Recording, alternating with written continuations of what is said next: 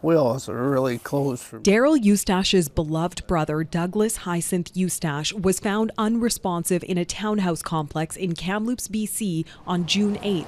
He died hours later in hospital. Doug was my youngest brother. Eustache was a generous man. He was just a very giving and caring person. It was always about somebody else, not so much about himself. Very likable and funny, humorous fella. He was a residential school survivor who struggled with alcohol addiction and mental health. The family says they were told he's believed to have fallen down the stairs. The injuries were quite traumatic blow. And so our family is kind of at a loss, and because the RCMP are stating that it wasn't foul play. Big gash on his head and his shoulder was screwed up. And it looked like been punched lots of times.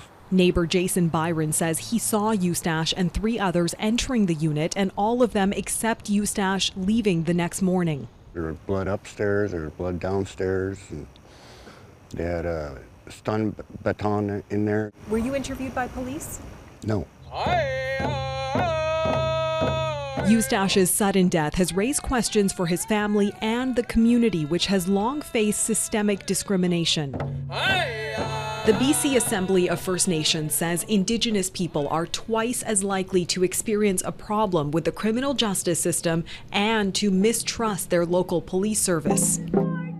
How First Nations deaths are treated, especially under suspicious or unusual circumstances, need to be taken more seriously, especially in the case of Douglas Eustache. Terry TG is advocating for justice and police reforms. Transitioning from at least First Nations police forces from program funding to essential services funding. I wanted to get out of there so bad. I was there from 71 to 75.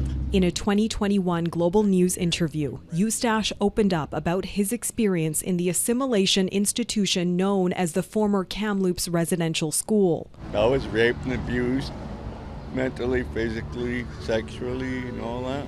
He encouraged survivors to seek help, as he had been doing at a local recovery home. In his addiction, he'd go to the office every morning and call up there, see if we have a spot for him.